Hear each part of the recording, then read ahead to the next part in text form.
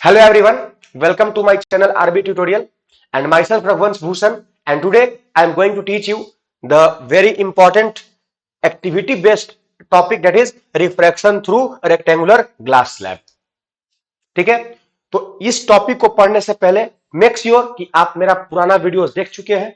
इसका जो भी पुराना वीडियोस है रिफ्रैक्शन से रिलेटेड, उसको समझे बिना ये चीज समझना बहुत मुश्किल होगा। तो इसलिए हम ये कहेंगे कि जाकर के वो वीडियोस देखिए और उसका लिंक हम डिस्क्रिप्शन में दे देंगे। ओके, चलिए स्टार्ट करते हैं टॉपिक पे। ये जनरली एक्टिविटी बेस्ड टॉपिक है, इससे एक्टिविटी करके स्कूल में अपने जहां भी पढ़ते होंगे वहां पे जरूर आप लोग को एक्टिविटी कराया जाएगा। अगर नहीं कराया जाएगा तो उसका डिमांड आप लोग जरूर कीजिएगा। ठीक है, ये सब बिना एक्टिविटी का समझ में नहीं आता है। ठीक है, चलिए स्टार्ट करते हैं हम लोग टॉपिक। तो इसमें हम लोग को क्या लेना है, देखिए एक रेक्टेंगुलर ग्लास स्लैब चाहिए। ठीक है, तो ये ग्लास स्लैब का मतलब क्या, एक मतलब ट्रांसपेरेंट ग्लास का एक स्लैब होता है जिसका थिकनेस टी होता है। ठीक है, एक थिकनेस टी थिकनेस का। देखिए एक हमारे पास क्या है, एक रेक्टेंगुलर ग्लास स्लैब है PQRS, जिसका मोटापा क्या हम लोग लिए नहीं है, टी थिकनेस का। ठीक है, टी थिकनेस का एक हमारे पास क्या है, एक रेक्टेंगुलर ग्लास स्लैब है। ओके, अब ध्यान से समझिए, ये ग्लास है, ऊपर इसको एयर मीडियम में हम लोग रखे हुए हैं। ठीक है, ये एयर मीडियम है और ये क्या है, ग्लास मीडियम है, और फिर इसके आगे भी क्या है, एयर मीडियम है। ठीक है, ऐसा सिचुएशन हम लोग लेके चल रहे हैं। ठीक है, तो ध्यान से समझिएगा, जब रे ऑफ लाइट इस ग्लास स्लैब के PQ सरफेस पे इंसिडेंट करेगा, PQ सरफेस पे इंसिडेंट करेगा, तो इस रे ऑफ लाइट को हम लोग क्या बोलेंगे, इंसिडेंट रे। क्या होगा ये, इंसिडेंट रे। और सपोज ये हम लोगों ने एक नॉर्मल बना दिया इस पे परपेंडिकुलर लाइन, ये हो गया हमारा N1। ठीक है, तो इंसिडेंट लाइट और नॉर्मल के बीच में जो एंगल बनता है उसको हम लोग क्या कहते हैं, एंगल ऑफ इंसिडेंस। और बताइए एक चीज कंसीडर कीजिए, अगर ये ग्लास स्लैब नहीं होता, अगर ये ग्लास स्लैब नहीं होता, then what will happen, the incident ray क्या होगा, ये सीधा पास कर जाएगा, इसमें कोई डेविएशन नहीं हो, क्योंकि एयर मीडियम में ट्रेवल करेगा। अगर ये ग्लास स्लैब नहीं होता तो ये सीधा ऐसे जाता। समझ रहे हैं ना बात को। और चूंकि अब ये ग्लास स्लैब है, अगर ग्लास स्लैब नहीं होता तब तो ऐसे जाता, लेकिन एक्चुअली में हम लोग ग्लास स्लैब के थ्रू लाइट को पास करा रहे हैं। तो अब क्या होगा, ये रे ऑफ लाइट बेंट कर जाएगा। किधर बेंट कर जाएगा, याद कीजिए, आर डी टी, मतलब rare to denser, bent towards the normal. किधर बेंट करेगा, टुवर्ड्स द नॉर्मल, मतलब ये रे ऑफ लाइट अब आपका नॉर्मल की तरफ बेंड करता कर जाएगा। ये एक्चुअल पाथ ऑफ लाइट है, लेकिन ये बेंड कर जाएगा नॉर्मल के तरफ, इस तरफ ये बेंड कर गया हमारा इस तरफ। समझ रहे हैं। तो ये हो गया हमारा इंसिडेंट रे ऑफ लाइट और ये वाला हो गया रिफ्लेक्टेड रे ऑफ लाइट, और इसके बीच में जो एंगल बनेगा वो बनेगा एंगल ऑफ रिफ्रैक्शन। क्लियर। अब बताइए, जब ये वाला सरफेस पे मींस एसआर सरफेस पे जब रे ऑफ लाइट इंसिडेंट करेगा, तो सपोज इस पे भी हम लोगों ने एक N2 बना दिया, सेकेंड नॉर्मल बना दिया हम लोग। ठीक है, तो अब क्या होगा बताइए, फिर से अब क्या है, ग्लास से एयर में जा रहा है लाइट, ग्लास से एयर में जा रहा है। तो जब ग्लास से एयर में जाएगा मतलब डेंसर से रेयर है, तो किधर बेंड करेगा, अवे फ्रॉम द नॉर्मल। तो ये इमर्ज करेगा किधर भाई, तो अवे फ्रॉम द नॉर्मल। इसको बोलते हैं एंगल ऑफ इंसिडेंस, और ये वाला हो गया इमर्ज कर रहा है, इसलिए इस एंगल को हम लोग नाम क्या दे दिया, angle of emergence E। Angle of emergence E, refraction भी दे सकते हैं, लेकिन हम लोग चूंकि फाइनली एक ग्लास स्लैब में इंटर किया था, यहां से इंसिडेंट किया था, इंटर किया, फिर इमर्ज किया, इसलिए हम लोगों ने इसका नाम दे दिया एंगल E। ठीक है, जब इस पे हम लोग मैथमेटिकली कैलकुलेशन करेंगे तो फाइनली ऑब्जर्व करेंगे कि I इज इक्वल टू क्या होता है, E होता है। तो जब I is equal to E हो जाएगा तो इजी वे में समझ सकते हैं कि एक्चुअल पाथ ऑफ लाइट और ये जो हमारा रिफ्रैक्टेड पाथ ऑफ लाइट, ये दोनों क्या हो जाएगा, पैरेलल हो जाएगा। क्या हो जाएगा, पैरेलल। और इन दोनों के बीच में मतलब एक्चुअल पाथ ऑफ लाइट और इमर्जेंट पाथ ऑफ लाइट के बीच का जो परपेंडिकुलर डिस्टेंस होता है D, इसको हम लोग बोलते हैं लैटरल डिस्प्लेसमेंट। क्या, लैटरल डिस्प्लेसमेंट, या फिर लैटरल शिफ्ट भी कहा जाता है। समझ गए। ये ऑब्जर्वेशन आप एक्टिविटी करके भी अपने फिजिक्स लैब में और स्कूल के या फिर जहां भी जिस भी संस्थान में पढ़ते होंगे वहां पे आप कर सकते हैं। तो हम लोगों ने क्या कहा कि I is equal to E होता है। है ना। तो चलिए इसको थोड़ा प्रूफ करके देखते हैं हम लोग। तो इसमें आगे बढ़ने से पहले एक बहुत ही इंपॉर्टेंट कॉन्सेप्ट हम आपको बताना चाहेंगे, जिसके हेल्प से आप प्लास्टिक का भी बहुत सारा न्यूमेरिकल इजी वे में बना सकते हैं। वो कॉन्सेप्ट क्या है? तो प्रिंसिपल ऑफ रिवर्सिबिलिटी लिख लीजिएगा। क्या हम टॉपिक लिखने जा रहे हैं? तो sorry, principal of reversibility, principal of reversibility. देखिए, स्टेटमेंट जानने से पहले हम लोग को समझ लेते हैं कि ये होता क्या है, प्रिंसिपल ऑफ रिवर्सिबिलिटी कहता क्या है।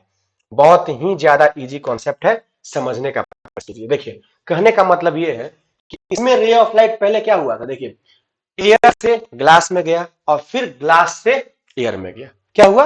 एयर से ग्लास में गया और ग्लास से फिर एयर में गया। मतलब मीडियम रिवर्स हो रहा है, पहले एयर से ग्लास में गया था और फिर ग्लास से एयर में जा रहा है, मतलब सेम मीडियम रिवर्स हो रहा है कि नहीं हो रहा है। तो इसके बेसिस पे एक प्रिंसिपल है जिसका थ्योरी है और उसका प्रूविंग भी हम लोग करेंगे मैथमेटिकली, और ये चीज आपको क्लियर कर देंगे कि ये सही है कि नहीं। देखिए, कहता है प्रिंसिपल ऑफ रिवर्सिबिलिटी कि अगर रे ऑफ लाइट वन मीडियम से सेकेंड मीडियम में जा रहा है, मतलब रे ऑफ लाइट वन मीडियम से सेकेंड मीडियम में जा रहा है, तो रिफ्रैक्टिव इंडेक्स अगर एक्स है, समथिंग कुछ भी एक्स है, ठीक है, तो वही रे ऑफ लाइट अगर टू से वन में जाएगा, यानी कि जब टू से वन में जाएगा तो रिफ्रैक्टिव इंडेक्स भी क्या हो जाएगा? जस्ट रेसिप्रोकल हो जाएगा। क्या हो जाएगा? रेसिप्रोकल हो जाएगा। यही कहता है हमारा प्रिंसिपल ऑफ रिवर्सिबिलिटी। जैसे कि यहां पे एग्जांपल क्या क्या होगा हमारा इस स्लैब के अनुसार, यानी कि सबसे पहले लाइट कहां जा रहा था? ए म्यू जी।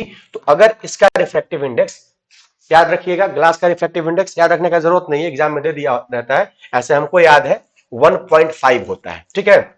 तो जब लाइट इस ग्लास से निकल के एयर में जा रहा है तो क्या हो जाएगा? यानी कि जब जी म्यू ए की बात करेंगे तो क्या हो जाएगा? 1/1.5। यही है आपका प्रिंसिपल ऑफ रिवर्सिबिलिटी।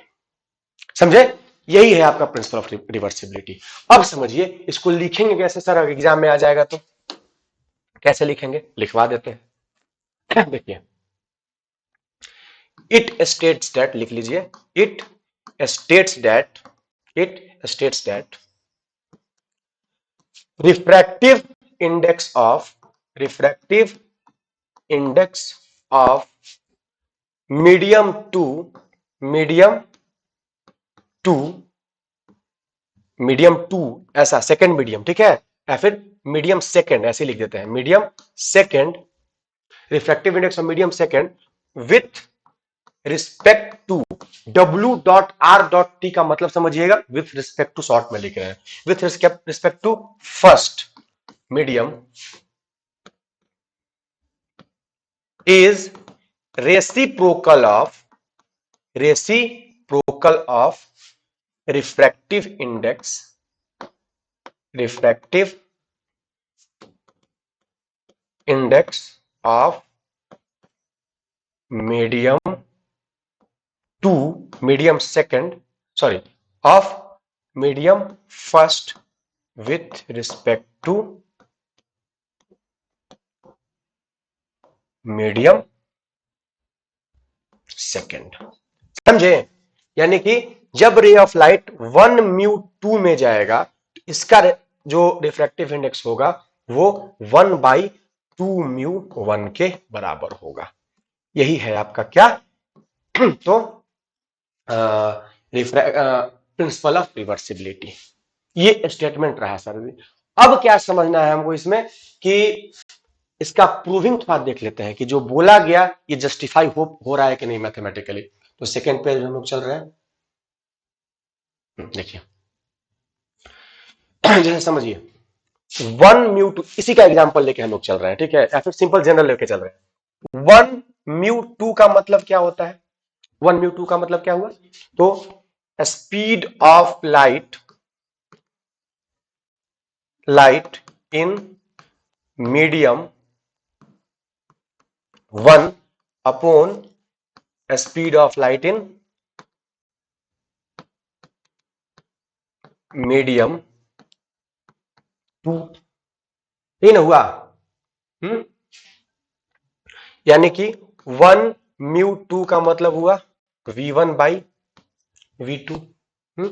सिमिलरली अगर हम लोग 2μ1 की बात करें तो ये क्या हो जाएगा, 2μ1 का मतलब इसको इक्वेशन 1 मान लीजिए, ठीक है। 2μ1 का मतलब क्या हो जाएगा, speed of light in medium 2 by speed of light in medium 1। ये सब डेफिनेशन आपको मतलब पुराने लेक्चर्स में बताया हुआ है, तो पुराना वीडियोस का लिंक हम इस डिस्क्रिप्शन में दे देंगे, उसको देख लीजिएगा अगर दिक्कत हो रहा है तो, ठीक है। तो 2μ1 का मतलब क्या हो जाएगा, V2 बाई V1, इसको इक्वेशन 2 मान लीजिए। अब एक काम कर दीजिए कि ऑन रेसिप्रोकलिंग ऑफ इक्वेशन 2, ठीक है। एक काम कर दीजिए ना, इक्वेशन 2 जो है ना उसको थोड़ा रेसिप्रोकल कर देते हैं, तो क्या होगा, दोनों तरफ इस सबके नीचे तो 1 होता है डिनोमिनेटर में, तो क्या हो जाएगा 1 बाई 2μ1 इज इक्वल टू क्या हो जाएगा, इधर भी रेसिप्रोकल हो जाएगा V1 बाई V2। ये हमारा अधिकार है कि नहीं, रेसिप्रोकल कर सकते हैं ना मैथमेटिकली, हाँ कर सकते हैं, ध्यान दीजिएगा। तो ये हो गया ये कहानी, ठीक है, यहां तक कोई दिक्कत। अब बताइए, अब देखिए ये जो V1 बाई V2 हमारा आया है, ये जो V1 बाई V2 आया है वो इक्वेशन 1 के मुकाबले क्या है, 1μ2 है कि नहीं। तो डायरेक्टली हम लोग यहां पे लिख दे फ्रॉम इक्वेशन 1 क्या हो जाएगा 1 बाई 2μ1 इज इक्वल टू क्या हो जाएगा, V1 बाई V2 के जगह पे क्या लिख देंगे 1μ2, 1μ2 है ना, आ गया ना रिजल्ट। मतलब जब लाइट 1μ एक से दूसरे मीडियम में जाएगा उसका रिफ्लेक्टिव इंडेक्स जब वही रे ऑफ लाइट 2 से 1 में जाएगा तो क्या हो जाएगा, रेसिप्रोकल हो जाएगा। मैथमेटिकली हम लोगों ने प्रूफ भी कर दिया, यही आपका principal of reversibility. I think clear हुआ होगा। चलिए अब क्या समझना है भाई कि हम प्रूफ करना चाहेंगे I is equal to E, I is equal to E, ठीक है। तब हम लोग को ये क्लियर हो जाएगा कि ये वाला लाइट मतलब ये एक्चुअल पाथ ऑफ लाइट और इमर्जेंट पाथ ऑफ लाइट क्या होता है, पैरेलल होता है। इसको प्रूफ करने के लिए हम लोग को क्या प्रूफ करना पड़ेगा, I इज इक्वल टू ई। देखिए बहुत ही ज्यादा आसान है। देखिए स्नेल्स लॉ तो पढ़े हैं, रिफ्रैक्शन का सेकंड लॉ पता है ना, नहीं नहीं देखे हैं वीडियो तो जाके वीडियो देख लीजिएगा, बार बार कह रहे हैं। देखिए क्या होता है स्नेल्स लॉ, अप्लाई मतलब हम लोग क्या प्रूफ करना है, टू प्रूफ, हम लोग क्या प्रूफ कर रहे हैं, to proof I is equal to E, मतलब angle of incidence, angle of incidence is equal to angle of emergence, ठीक है। ये हम लोग प्रूफ करना चाह रहे हैं, ठीक है। ये वाला मतलब ये एंगल I है और ये एंगल E है, इसको हम लोग इक्वल प्रूफ करना चाह रहे हैं, ठीक है। ध्यान दीजिएगा। देखिए अगर कौन सा पेन यूज कर लेते हैं, व्हाइट पेन यूज कर लेते हैं, ज्यादा बेटर है। देखिए अप्लाई करते हैं, अप्लाई स्नेल्स लॉ, मतलब रिफ्रैक्शन का जो सेकेंड लॉ है ना उसी को स्नेल्स लॉ कहा जाता है। Snell's law on surface PQ, PQ surface पे हम लोग स्नेल्स लॉ अप्लाई करने जा रहे हैं, ठीक है। तो क्या होता है स्नेल्स लॉ भाई, तो sine angle of I to the sine angle of R is equal to refractive index. तो रिफ्रैक्टिव इंडेक्स का मतलब यहां पे लाइट कहां से कहां जा रहा है, एयर से ग्लास में, तो क्या लिखेंगे A mu G, let it to be equation 1, ठीक है। उसी तरीके से again apply Snell's law on surface SR। अब हम लोग किस पे अप्लाई करेंगे, SR सरफेस पे। अब लाइट कहां से कहां जा रहा है, ग्लास से एयर में, ग्लास से एयर में, तो क्या हो जाएगा साइन एंगल ऑफ I, है ना। अब I समझना है, ध्यान से समझिएगा। ये वाला अगर यहां पर I है, पेन चेंज करना पड़ेगा, अगर ये वाला एंगल ऑफ इंसिडेंस है और ये एंगल ऑफ रिफ्रैक्शन है, तो देखिए ये लाइन और ये लाइन पैरेलल है कि नहीं, चूंकि ये रेक्टेंगुलर ग्लास स्लैब है, और ये लाइन पैरेलल है और ये क्या है, ट्रांसवर्सल है। तो ये एंगल और ये एंगल अल्टरनेट इंटीरियर एंगल से इक्वल होगा कि नहीं होगा? क्लास 9 का 7 का चीज है ये। तो अगर ये एंगल ऑफ रिफ्रैक्शन आर है तो ये वाला भी क्या हो जाएगा, आर ही ना हो जाएगा। समझ गए? तो अब यहां पर जो रे ऑफ लाइट आकर के इंसिडेंट कर रहा है वो किस एंगल से इंसिडेंट कर रहा है, आर से। तो यहां पे हम लोग क्या लिख सकते हैं, साइन एंगल आर। क्या? Sine R by sine, reflect किस एंगल से कर रहा है, ई से। ठीक है, तो ये क्या हो जाएगा, sine E, sine R by sine E is equal to, अब इमर्ज कर रहा है मतलब जी म्यू ए। इसको इक्वेशन वो मान लेते हैं। समझे? अब देखिए दोनों को थोड़ा हम लोग क्या कर देते हैं, मल्टीप्लाई कर देते हैं। मल्टीप्लाई इक्वेशन 1 एंड 2, तो क्या हो जाएगा, sine I by sine R into में sine R by sine E is equal to A mu G into G mu A. ठीक है, साइन आर से साइन आर कैंसिल, थोड़ा सा जगह कम बच जा रहा है, फिर भी हम ट्राई कर रहे हैं कितना ही मैं आप लोगों को बता दें। देखिए तो क्या बच जाएगा यहां से, sine I by, pen change कर ले क्या, पेन चेंज कर लेने में ही भलाई है क्योंकि समझ में आएगा। ठीक है, यहां तक तो समझ में आ गया होगा आप लोग को ये वाला पार्ट। ठीक है, अब इसी को हम वहां लिख रहे हैं। ठीक है, ध्यान दीजिएगा, इसी चीज को हम यहां लिखने का प्रयास कर रहे हैं। देखिए क्या हो जाएगा सर जी, तो ये साइन आर से साइन आर कैंसिल, तो sine I by sine E हो गया, sine I by sine E. ठीक है, is equal to A mu G into में जी म्यू ए। ध्यान दीजिए, एयर से ग्लास में गया, अब फिर वही रे ऑफ लाइट ग्लास से एयर में जा रहा है, मतलब मीडियम क्या हो रहा है, इंटरचेंज हो रहा है, रिवर्स हो रहा है। तो यहां पे कौन सा प्रिंसिपल लागू होगा, प्रिंसिपल ऑफ रिवर्सिबिलिटी।